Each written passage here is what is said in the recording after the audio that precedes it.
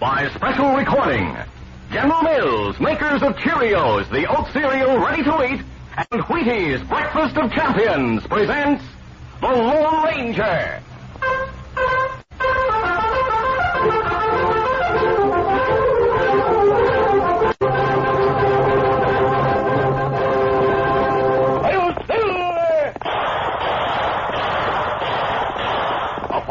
With the speed of light, a cloud of dust, and the haughty Hi-Yo Silver, the Lone Ranger.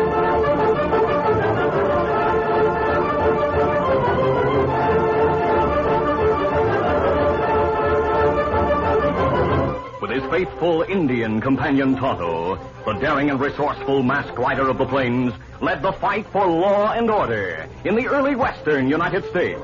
Nowhere in the pages of history can one find a greater champion of justice. Return with us now to those thrilling days of yesteryear. From out of the past come the thundering hoofbeats of the great horse Silver. The Lone Ranger rides again. Come on, Silver. Let's go, big fellow. Hey, Silver! Away!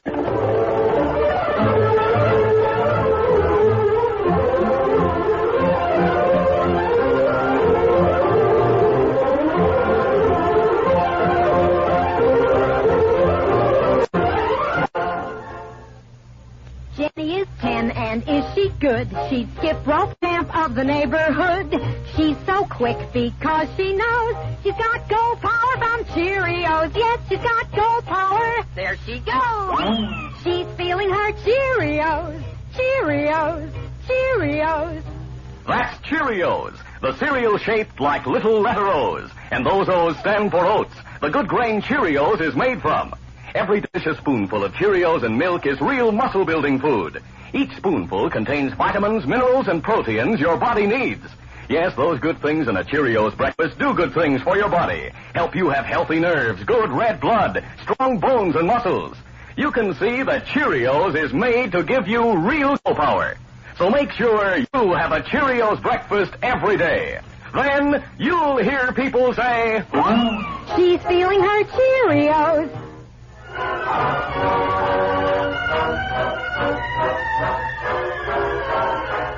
When Army Major John Haywood left Washington to start his secret mission into the West, he believed that only a few trusted officers knew of his assignment. But Gregory, servant to the government official who had outlined the purpose of the journey and the route to be taken by Haywood, was a spy. And late that night, after the Major had departed, Gregory made his way furtively to the rear door of a neighboring embassy. There, in response to his knock on the door, a man appeared. Gregory spoke low and quickly as he handed an envelope to the man. This is for His Excellency. Tell him it is the information he wants. Tell him also that the Major has already started his journey. Very well. I'll hurry back now before I'm missed. Ferdinand Grozny, supposedly a writer for European papers, had spent months in the West. His manner of speech and deportment were strange. The men of the trails and plains learned to accept him. It never occurred to them that there were foreign spies in that part of the country. By spending money freely, Grozny cultivated those who were known as bad men, or who were suspected of being outlaws. Chief among these was Sam Belmore, in whom Grozny eventually confided. The renegade Belmore, who hated most men, was glad to enter the conspiracy with Grozny. When Grozny received the message from his embassy in Washington, he decoded and then read it. Finally, he spoke to Belmore. Sam, my friend, this information I have received is wonderful. Wonderful. Now I do not have to seek out the military information any longer. Instead, it's coming to me. Huh? That's right. Heading for Fort Manning at this minute is one Major Haywood, who is listed on the stagecoach passenger list as John Chester, traveling salesman. Well, how do you know? Oh, Sam, ours is a wonderful spy system. Gregory, who works for one of America's highest officials, has gathered the information. According to what I am told in this message, this is what the Major is doing. Grozny outlined the complete details of the supposed secret instructions given to Major John Haywood. Yes. He concluded. And this information about Army strength, plans of procedure, and all the rest are included in a packet which he carries in his baggage. Gee. And all you have to do is get it from him before he reaches Fort Manning, huh? Yeah, that's right. I myself have plans of the men and arms my country has hidden in certain places. Ready to move into this country when word is given. You have, huh? Well, where are they? I have them. That is all you need to know. When I get the information which the Major has for the officers at Fort Manning, well, the rest is easy. We'll act before the United States can do anything. Well, how are you going to go about getting it, huh? It may not be easy. It will be if you get your friends Slim Jarvis and Lucky Gordon and their bad men to help us. You want them? Certainly. They have held up stagecoaches in the past, I presume. It's about all the work they ever did in their lives. Then they will hold up the stagecoach on which the Major rides. They need not even know what it is they seek or why they seek it. Eh? Tell them there are jewels of great worth in the baggage of the man who is known as John Chester. They know they cannot dispose of jewels in country like this, but tell them I'll pay them in gold for getting these jewels. Tell them I will pay great sums of gold. And Slim, this hombre will pay you and your men $1,000 apiece for getting that bag. $1,000 apiece? Yeah. And you can take on as many men as you need. The more you have, the easier it'll be. He has the money, too, Slim. I've seen it. Now, what do you say? Well, sounds good to me. What about you, Lucky? You're talking about a lot of money, Sam, when you mention $1,000 apiece for the men we use. You mean this hombre carries that sort of money on him? No, not on him. But I promise he'll get it for you in a hurry once you do the job. Well, if he doesn't pay us on the line, Lucky, we just refuse to turn over the bag to him. And that way we still have the jewels, right, Sam? Sure. But don't worry about the money part. And what's more, boys, if you do this job the way he likes it, there'll be others for you to do later. Good. Now, what about the fellow who's carrying the bag of jewels? The stagecoach he's riding will reach these parts sometime next week. And my friend Grosney's checking on that. I'll leave it up to you fellas to pick the spot for the holdup. At that moment, many miles away, Tonto returned to the Lone Ranger's camp after a visit to the old mission. The masked man read the lengthy letter which had been addressed to him in care of the padre. When he finished reading, the Lone Ranger spoke to Tonto. Tonto, it's from the government. The information is important and grave. Oh? And what did it say, Kimasabi? The most important part says we must try to see that no harm befalls a certain man before he reaches Fort Manning. But Fort Manning? A week's ride from here, Kimasabi. Yes, Tonto. However, we'll try to catch up with the stagecoach on which he rides about 4 days from now. We ride with Coach? No, Tonto. We'll stay in the background and try not to be noticed. Perhaps we'll not be needed at all. But how you be sure, Kimasabi? We'll pick up the coach at Vanita and stay close to it until we're sure to arrive safely at Fort Manning. Oh. If Major Haywood, he's the man we're to watch out for. If he needs help of any kind, he'll leave a message for us. How, Kimasabi? Well, he has a silver bullet. He'll leave that in his message at one of the relay stations along the way, to be picked up by an Indian named Tonto. Are you ready to go, Tonto? We ready, Kimasabi. Easy, steady, big fella. Then we'll start at once. We'll have to ride hard in order to reach Vanita on time. All right, let's go.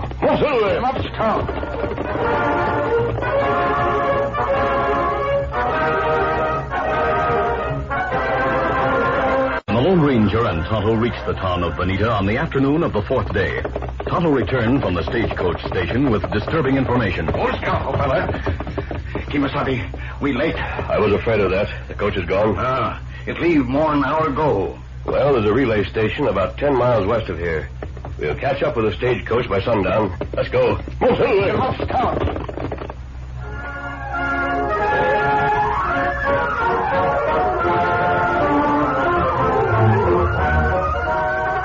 The curtain falls on the first act of our Lone Ranger adventure. Before the next exciting scenes, please permit us to pause for just a few moments.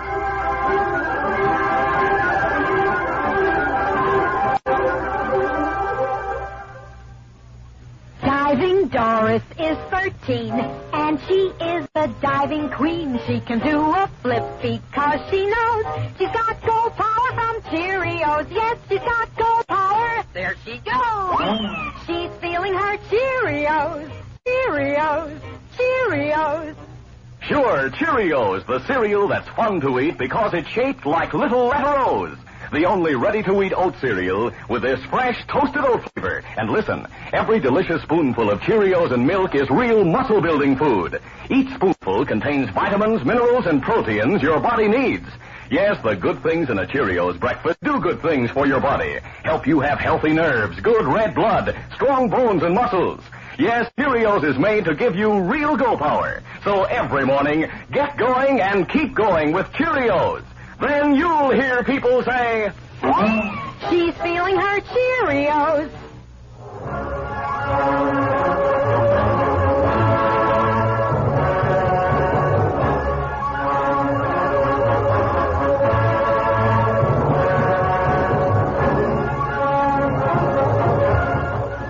Now to continue. At a point called High Rock, at the end of a bend in the road 6 miles to the west of Bonita, a band of horsemen waited. They were the outlaw band gathered together by Slim Jarvis and Lucky Gordon after their talk with Sam Belmore. They had been waiting since high noon and were getting impatient. Suddenly, Slim Jarvis, who had watched from the highest point of the rock looking eastward, rode to where Lucky and the other men waited. Oh, there. Pull your band up around your faces, boys, and get mounted. The stage is coming. How far away is the stage, Slim? Less than a mile. Do the boys know we want the bag marked Chester more than anything else on the coach, Lucky? Sure, they know. And they know which cave we're hiding out in till Belmore and that pal of his come with the money. Of course they do. Stop worrying. Now get ready. Here it comes, fellas. All right, men. Remember what we said. Once we've taken over, unhitch the horses on the coach and drive them away. Now, there's only one hombre who'll need shooting. That's Chester. And I'll take care of him. But if anybody tries anything, kill him. Yeah. All right, come on, start riding. Get up, come on.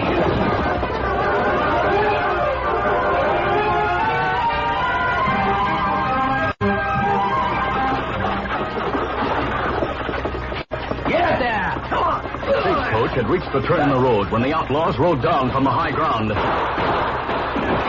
guard atop the coach, hit by a bullet, toppled across the driver's seat, sending the driver off balance. Hey! The coach careened crazily and the horses bolted. Animals and vehicles tottered and landed in a ditch at the side of the road. The passengers inside the coach had no chance to attempt defense. They were piled up crazily on the floor of the vehicle when the outlaws, led by Slim Jarvis, rode close to the window. All right, in there, crawl out. Don't try any funny stuff or we blow your heads off. That goes for all of you. Now, come on, get up. The dazed passengers, 4 men, emerged shakily from the wrecked stagecoach. As part of the outlaw gang, unhitched the horses from the coach and sent them galloping away. The bandits who were searching the baggage compartment stopped as one of them held up a bag and shouted, Here it is. Here's the bag marked John Chester. The only one in there. All right, give it to me. Here you are, Lucky. Never mind the names. Oh, yeah, this is it. Well, now, which one of you is John Chester? Speak up. Which one of you is Chester? One of you 4 passengers is John Chester. Now, which one? Hey, what? Get on, boys. We'll be in attack. Where are they? I don't see anybody. Hey, they shot 2 more men. There must be a lot of them. Go on the ride. We didn't get Chester like we were told. Come on, never mind him. I have the bag. That's what we want. Don't stay there, Slim. Come on. All right, I'll ride behind you. Oh, my shoulder! As Lucky and the other outlaws galloped uphill behind the giant rock and headed into the tree-studded hills, Slim Jarvis, his shoulder shattered, fell to the ground beside the 4 bandits who'd been wounded. A short time later, the Lone Ranger and Tonto galloped down from the rise on the opposite side of the road, where they had fired at the men they had seen robbing the stagecoach. Tonto, don't attempt to chase those outlaws. Some of these people are hurt badly. We must help them. The 4 passengers, all of them dazed and bleeding, were helped to the side of the road. One of them, a man more conscious than the rest, suddenly regained full control of his senses. My bag. It's all they took, my bag. Whoever you are, go after them. They took a bag with... Oh, never mind, get them. Which one of you is John Chester? That's what they asked, too. I thought no one knew that... Do you have a silver bullet in your possession? Do you? But yes. Yes, I have. You're masked, aren't you? And your horse is white, and you called your Indian friend Tonto. Yes, I have that bullet. It's in my inside pocket. Do you have the password? The Lone Ranger whispered a word which had been given as the word of identification by the official in Washington. Then, sure that the man to whom he talked was Major John Haywood, he worked fast, treating the Major's wounds. Tonto had revived the stagecoach driver, and together they helped the other passengers. Tonto bandaged the guard while the Lone Ranger and Major Haywood went to where Slim Jarvis and the 3 crooks lay on the ground wounded. When the masked man had stopped the flow of blood, he turned to Haywood. It's getting dark, and it may be difficult to follow the trail of the men who got away. But I must recover that bag.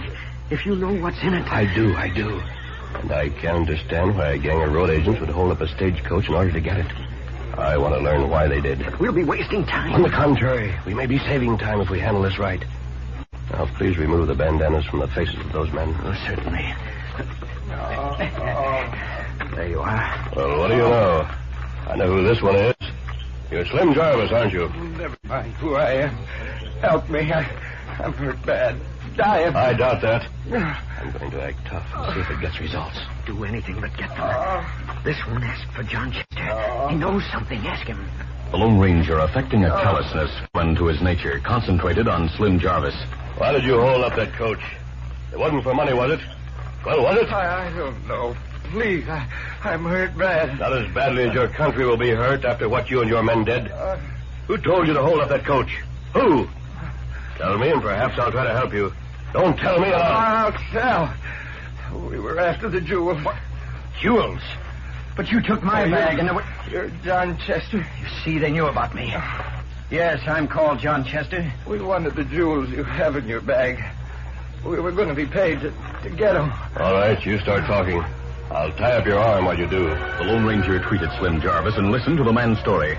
Major Haywood, known as John Chester, spoke when Slim finished. The man who told him knew all about my errand and who I am. He's a spy. That's the only answer. And if a spy gets away with a pouch in my bag, we're lost. I see. Jarvis, you're an outlaw. I know that.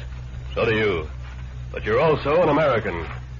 Would you sell your country, this whole great country, for $1,000? What?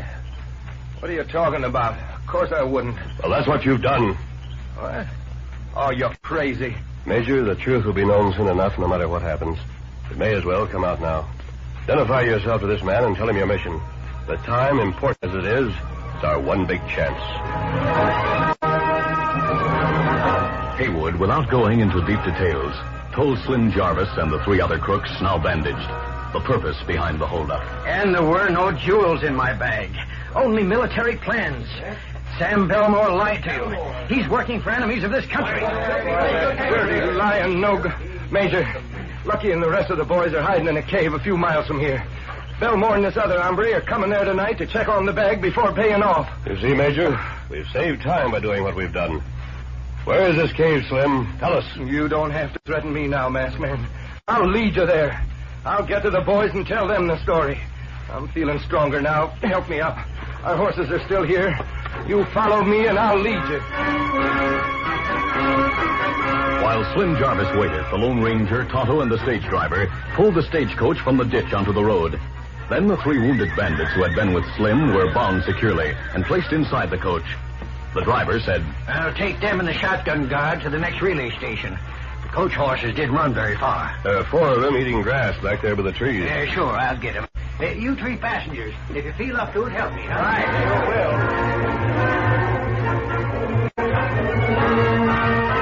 Get up there. Get up. Haywood rode the horse of one of the wounded bandits, and a strangely revitalized Slim led the way on his own horse. The Lone Ranger and Tonto rode behind Jarvis. As they headed for the cave in the hills, their way was lit by the crimson rays of the setting sun.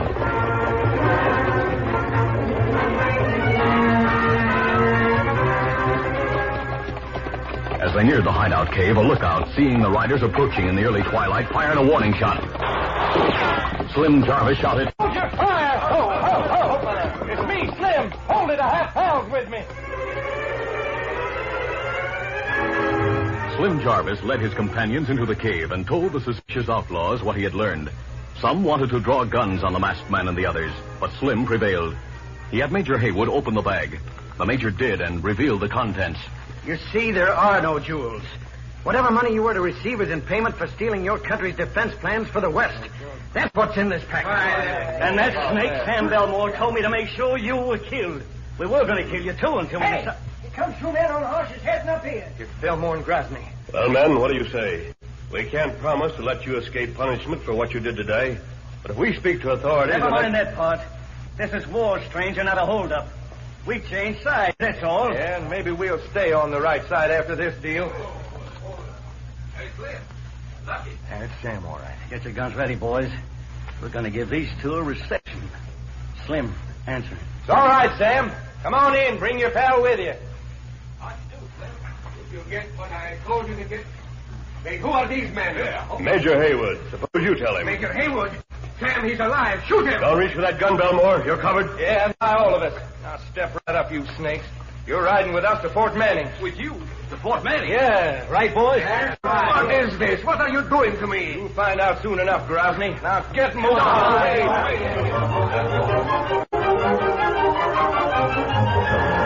At the fort, Ferdinand Grosny was questioned and then searched. Major Haywood found a pouch hidden in the folds of the spy's coat. Inside the pouch were papers which the Army officers studied.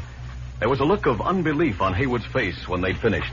Why, this tells us the names and locations of all the foreign agents in this part of the country and in Washington. I must notify my superiors in Washington at once and tell them that Gregory is a spy. Well, what about us, Major? What are you going to do with Lucky and me and the rest of the gang? You'll be tried, Slim, and you'll be punished. But the punishment may not be great in view of what you did today. Well, that's up to you, Major. But the masked man proved to me that he... Hey, where is the masked man? He and the engine walked off a couple of minutes ago. Well, I'll be doggone. You hear that, Major? The masked man's the one who shot us up and saved your life by doing it. He's the one I know everything he's done. For me and his country. The world will hear of what that masked man did today. Because he saved more than a few lives, including my own. I'm ready to make a report that the West was saved by the Lone Ranger. I don't do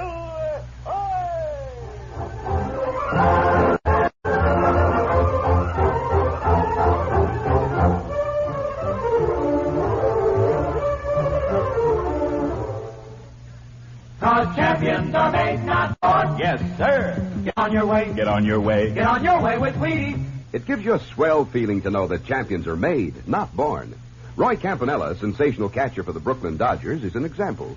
Sandlot grade school Legion ball, as a lad, Roy played them all. Learned to hit, to catch, to throw. And something else the champs all know. A Wheaties breakfast gave him go. Now that Roy's well on his way, it's Wheaties still most every day. 20 years. That's how long Roy's been sparking up with Wheaties. He picked a winner. There's a whole kernel of wheat in every Wheaties flake. Look out, pitcher. Roy's at bat. Hey. He's on his way, on his way. He's on his way, on his way. Get on your way with Wheaties. Cause champions are made, not born. Yes, sir. Get on your way. Get on your way. Get on your way with Wheaties. Breakfast of champions.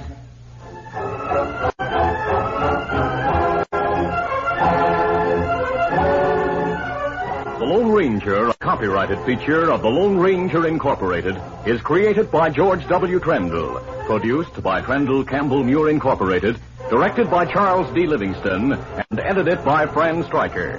The part of the Lone Ranger is played by Brace Beamer. Your announcer, Fred Foy.